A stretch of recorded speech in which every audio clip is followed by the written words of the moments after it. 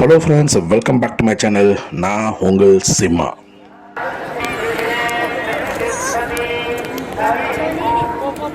நூற்றி 8 திவ்ய தேசங்களில் 106வது திவ்ய தேசம். இதோட சிறப்பாக தெரிஞ்சுக்கலாம் வாங்க.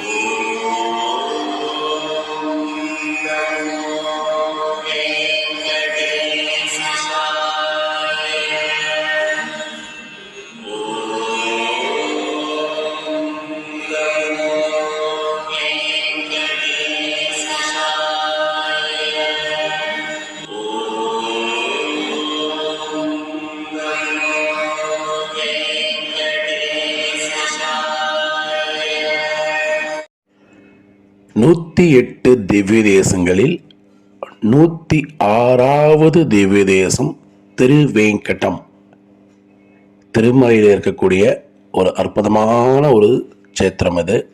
இன்னைக்கு இக்கோவிலை பற்றின சிறப்புகளை இப்போ பார்க்க போகிறோம். நம்ம இந்த திருப்பதி சீரியஸ் பார்த்தீங்கன்னா நம்ம சென்னை சென்ட்ரலில் ஆரம்பித்து சப்தகிரி எக்ஸ்பிரஸ் மூலயமா நம்ம திருப்பதி திருப்பதியில் கீழே இருக்கக்கூடிய கோவிந்தராஜ சுவாமி, பத்மாவதி தாயார் கோவில், இப்படி கீழே இருக்க திருப்பதி எல்லாமே பார்த்து முடிச்சுட்டு நம்ம மேலே வந்தோம்.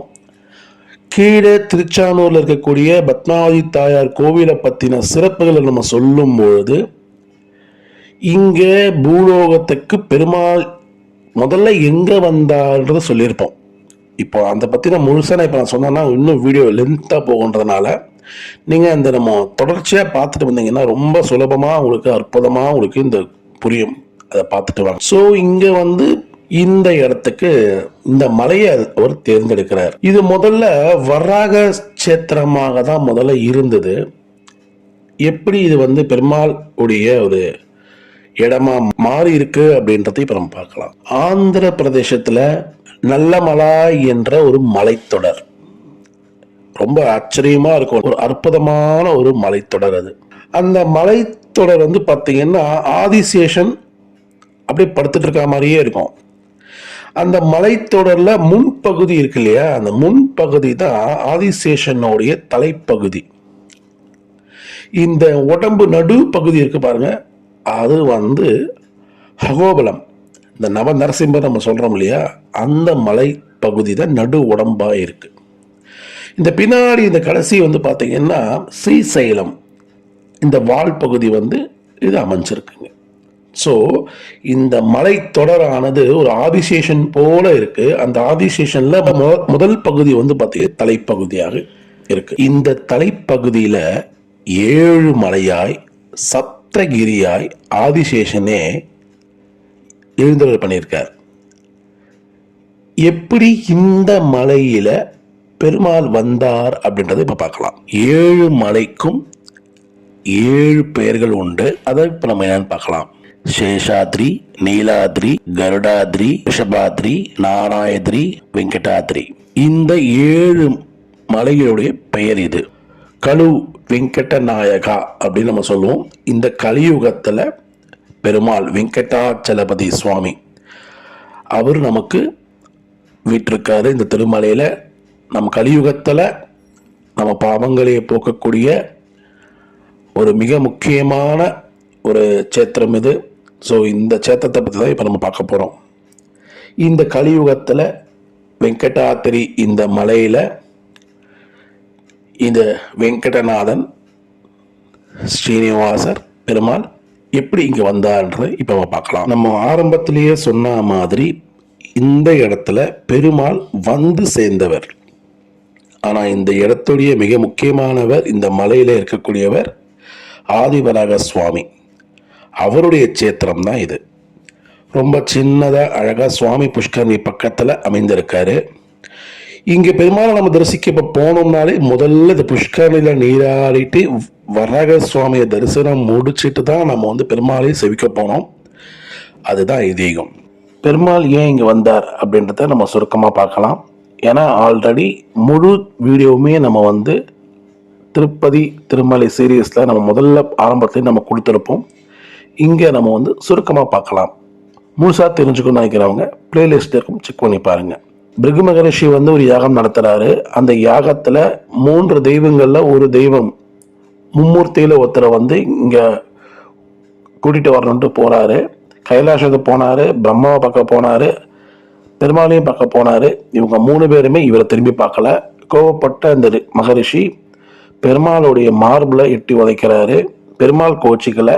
ஆனால் அங்கே லக்ஷ்மி தேவி, நீங்கள் கோச்சிக்கலனாலும் பரவாயில்ல, நான் உங்கள் மார்பில் வாசம் செய்கிறேன், அவர் என்ன உதைச்சிட்டாரு அப்படின்னு சொல்லி அப்பேற்பட்ட அவருக்கு நீங்கள் எந்த ஒரு தண்டனையும் கொடுக்காம ஒன்றும் பண்ணாமல் அவருக்கு நீங்கள் பணிவிட செஞ்சு அமைச்சிருக்கீங்க அப்படின்னு லக்ஷ்மி தேவி பெருமாள் மேலே கோச்சிக்கிட்டு அங்கே இருந்து மகாராஷ்டிரா இருக்கக்கூடிய கோலாம்பூர் போயிட்டு அங்கே போயிடுறாங்க. லக்ஷ்மி தேவியை தேடி பெருமாள் பூலோகம் வராரு. ஓகேங்களா?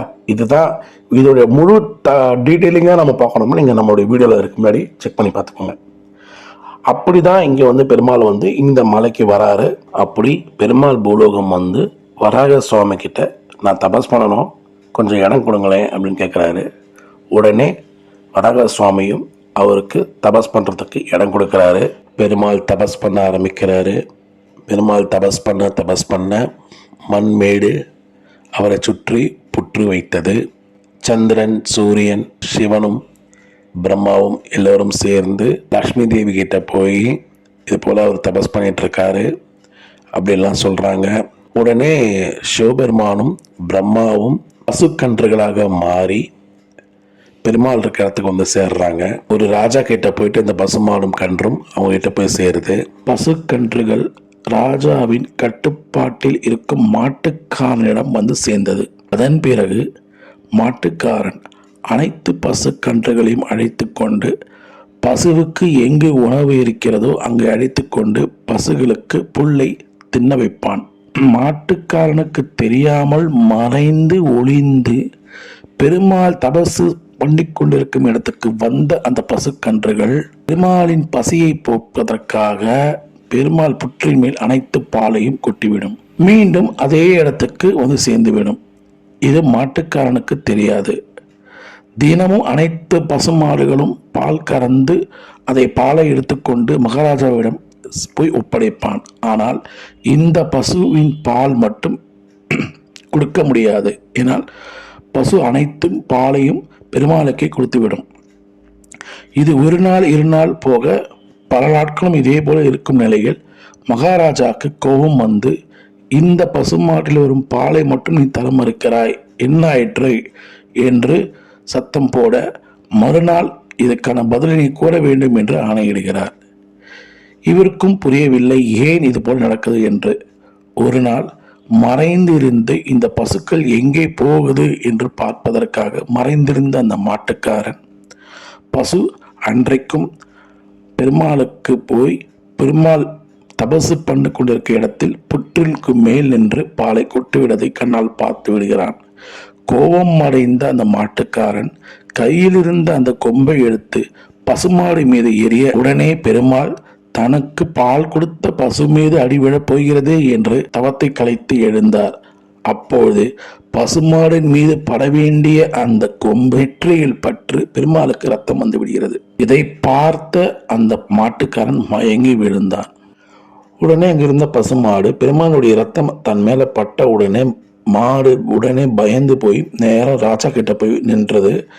ராஜா உடனே மாடு மீது இருக்க அந்த ரத்தத்தை பார்த்து உடனே அவரும் பதறி அடிச்சுட்டு இந்த இடத்துக்கு பார்க்குறாரு. இவர் வரும் நேரத்தில் பெருமாள் வெங்கடநாதனாக அங்கே பெருமாள் ராஜாவை எதிர்க்க பார்க்குறாரு. ராஜாவை பார்த்த உடனே கோபத்தில் நீ பிசாசா போ அப்படின்னு அந்த மகாராஜாவை பார்த்து சாபம் போட்டுடுறாரு. அதுக்கப்புறம் அந்த மகாராஜா கேட்குறாரு, என் சாபம் எப்போ விமோச்சனம் அடையும் அப்படின்னு கேட்குறாரு. அப்போது பெருமாள் சொல்கிறாரு, அடுத்த பிறவியில் ஆகாச ராஜனாக பிறப்பாய், பத்மாவதி தாயாரை பெற்றெடுப்பாய், அப்பொழுது பத்மாவதி தாயாரை நான் திருமணம் செய்து கொள்கிறேன் அப்படின்னு பெருமாள் சொன்னார். இந்த பெருமாளுக்கு தலையில் இருக்க ரத்தம் நிற்கலை. ரத்தம் சொட்ட சொட்ட அங்கிருந்து அப்படி நடந்து வராரு. அவரால் ரொம்ப முடியாமல் ஒரு இடத்துல மயங்கி விழுந்துடுறாரு. அந்த இடத்துல பக்கத்தில் ஒரு குடிலில் வாழ்ந்து கொண்டு இருக்கிற மகுடமாளிக்கான்றவங்க அவரை ஸ்ரீனிவாசரை அடிப்பட்டவங்களுக்கு காயத்துக்கு மருந்து போட்டு அவங்களுக்கு சாப்பிடுவதற்கு ஆகாரம் தராங்க. அப்போது அவங்கள ஸ்ரீனிவாசரை பார்த்தோன்னே அந்த மகுடமாளிக்காக்கு தன் பிள்ளையை பார்த்தது போல ஒரு பாசம் ஏற்படுது. அதே மாதிரி கண் விழித்த ஸ்ரீனிவாசரும் மகுடமாளிகாவை பார்த்தோன்னே அம்மா என்று அழைத்து இருவருக்குமே தாய் மகன் போல பாசம் 2 பேருக்குமே ஏற்படுது. இது ஏன் ஏற்படுதுன்னு நம்ம பார்க்கறதுக்கு முன்னாடி மகுடமாளிகா யாருன்ற நம்ம தெரிஞ்சுக்கலாம். அப்பதான் இது ஏன் நமக்கு புரியும். மகுடமாளிகா போன யுகத்தில் கிருஷ்ணருக்கு தாயாராக பிறந்தவள். அவங்க யார் அப்படின்னா தேவகி. தேவகிக்கு பிறந்தவர் தான் கிருஷ்ணர். ஆனால் கிருஷ்ணரை வளர்த்தது எல்லாமே யசோதா. தேவகி அம்மாளுக்கு சின்ன ஒரு வருத்தம், நம்ம வளர்க்கலையே குழந்தைய அப்படின்ட்டு. அந்த வருத்தத்தை தெரிஞ்சுக்கிட்ட கிருஷ்ணர், நான் கலியுகத்தில் ஸ்ரீனிவாசராக பிறப்பேன், அப்போ உங்ககிட்ட சேருவேன், நீங்கள் அப்போ என்ன ஒரு தாயாக இருந்து என்னை வளர்த்து எனக்கு திருமணம் செய்து கொள்ள எல்லாமே நீங்கள் தான் எனக்கு பண்ணி வைப்பீங்க அப்படின்னு சொல்லி அப்போ வாக்கு கொடுத்தாராம். அதன்படி இப்போ கலியுகத்தில் ஸ்ரீனிவாசராக இங்க இருக்கக்கூடிய மகுடமாளிகாக்கு சேர்றாங்க. இது ஒரு பக்கம் இருக்க, அங்க அகசராஜனுக்கு பிறந்த பத்மாவதி அங்க அழகாக வளர்ந்து வரா. அவ தோட்டத்துக்கு பூ பறிக்க அங்கிருந்து கிளம்பி வரா. இங்க ஸ்ரீனிவாசரோ தோட்டத்துக்கு குதிரையில போறாரு. அப்படி போகும்போது இவங்க 2 பேரும் தோட்டத்துல சந்திக்கிறாங்க. பார்த்த அந்த நொடியே 2 பேருக்கும் காதல் ஏற்படுது. நேரா ஸ்ரீனிவாசர் அவர் தாயார்கிட்ட நான் கல்யாணம் பண்ணி கேட்டா நான் பத்மாவதியை தான் கல்யாணம் பண்ணிப்பேன் அப்படின்னு சொல்றாரு. பத்மாவதியோ கல்யாணம் பண்ணிக்கிட்டா நான் ஸ்ரீனிவாசரை தான் அப்படின்னு உறுதியா இருக்காங்க. அப்போ மகுடமாளிகா கிட்ட, அதாவது ஸ்ரீனிவாசருடைய அம்மா கிட்ட ஸ்ரீனிவாசர் சொல்றாரு, அம்மா நீங்க போயிட்டு அங்க பொண்ணு கேளுங்க அப்படிங்கிறாங்க. அதுக்கு அவங்க தாயாரோ, என்னப்பா விளையாடுறியா, நம்மளும் ஏழை, அவங்களோ ராஜா வீட்டு பொண்ணு, என்ன போய் கேட்க சொல்றியப்பா அப்படின்னு சொல்றாங்க. நீங்க தான் போய் தான் கேளுங்களேன் அப்படின்னு சொல்ற ஸ்ரீனிவாசருடைய சொல்லு கேட்க அவங்க அம்மாவும் பொண்ணு கேட்க கிளம்புறாங்க. அடுத்த நொடியே ஸ்ரீனிவாசர் குரத்தி வேஷம் போட்டுக்கிட்டு ஆகாசராஜாவுடைய மனைவி, அதாவது தரணி தேவி, அந்த ராணியை குரத்தி வேஷம் போட்டுட்டு போயிட்டு, உங்கள் பொண்ணு காதல் வயப்பட்டிருக்கா, அவர் யார் தெரியுமா அப்படின்னு அவரை பற்றின அழகாக வர்ணித்து அவ்வளோ சூப்பராக சொல்கிறாங்க. சொல்லிட்டு மட்டும் இல்லாமல், இப்போ இன்னும் கொஞ்ச நேரத்தில் ஒரு அம்மா உங்கள்கிட்ட பொண்ணு கேட்க வருவாங்க, நீங்கள் எதையுமே யோசிக்காமல் நான் பொண்ணு கொடுக்குறேன்னு சொல்லிடுங்க அப்படின்னு சொல்லிட்டு அங்கேருந்து புறப்படுறாரு ஸ்ரீனிவாசர். ஸ்ரீனிவாசர் குரத்தியாக இவ்வளோ விஷயத்தையும் பண்ணிட்டு போயிட்டாரு. அதன் பிறகு இவங்களும் பொண்ணு கேட்க, அவங்களும் பொண்ணு தரேன்னு சொல்ல கல்யாணம் ஒரு வழியாக செட்டில் ஆகுது. கல்யாணத்துக்கு பண்ணுறதுக்கு பணம் வேணும் இல்லையா, அந்த பணத்துக்கு குபேரன் கிட்ட கடன் கேட்குறாரு. குபேரனும் ஸ்ரீராமபிரபு எழுதிய அந்த பொற்காசுகளை பெருமாளுக்கு கடனாக தராரு. அதை வச்சு தான் பெருமாள் திருமணமே நடக்குது. பெருமாள் அப்போ சொல்கிறாரு, வட்டியும் முதல்மா நான் கொடுத்துக்கிட்டே இருக்கேன் அப்படிங்கிறாரு. அதுக்கு பத்மாவதி வரும் பக்தர்களை இங்கேருந்து மேலே அனுப்பி வைப்பா, நான் அங்கேருந்து உங்களுக்கு நான் பணத்தை செட்டில் பண்ணுறேன் அப்படின்னு சொல்கிறாரு. இந்த கலியுகம் முடிகிற வரைக்கும் இன்றைக்கும் பெருமாள் குபேரனுக்கு கடன்பட்டு கடனை கொடுத்துக்கிட்டு தான் வந்துட்டுருக்காரு. இப்பேற்பட்ட ஒரு அற்புதமான திருமணம் நடக்குது. இங்கே இருக்கக்கூடிய அக்னி பகவான் நான் சமையலை நான் பார்த்துக்கிறேங்கிறாரு. ஒவ்வொருத்தங்களும் ஒவ்வொரு வேலையை இழுத்து போட்டுட்டு செஞ்சு கல்யாணம் அற்புதமாக நடந்து முடிஞ்சது. பத்மாவதி தாயார் கீழே இருந்து பக்தர்களை மேலே அனுப்பி வைக்கிறாங்க. பெருமாள் அங்கிருந்து நம்மளுடைய பாவங்களை போக்கி நமக்கு அருள் பாவிக்கிறார். ஒரு அற்புதமான ஒரு சேத்திரம். 108 திவ்ய தேசங்களில் 106வது திவ்ய தேசம் இது. எல்லோரும் இந்த கலியுகத்தில் கலியுக வெங்கடா அப்படின்னு சொல்கிறோம். அற்புதமான ஒரு இடம். பெருமாளை வருஷத்துக்கு ஒரு முறையாவது இங்கே பெருமாளை தரிசிக்கணும்னு கேட்டுக்கிறேன். எல்லோரும் தரிசித்து நம்முடைய பாவங்களை துளைத்து பெருமாளுடைய அருள் பெற்று எல்லோரும் நல்லபடியாக இருக்கலாம். இந்த வீடியோ பிடிச்சிருந்தா லைக் அண்ட் ஷேர் பண்ணுங்கள். நம்ம சேனலில் முதல் முறையாக பார்க்கணும், நம்ம சேனல் சப்ஸ்கிரைப் பண்ணி பக்கத்துக்கு பெல் அடிச்சு விடுங்க. அப்போ நான் போகிற வீடியோஸ் எல்லாமே உங்களுடைய பேச்சு சேரும். ஃப்ரெண்ட்ஸ் ப்ளீஸ் என்னை சப்போர்ட் பண்ண மறந்துடாதீங்க. அடுத்த விழாவில் பார்க்கலாம். See you. Bye bye.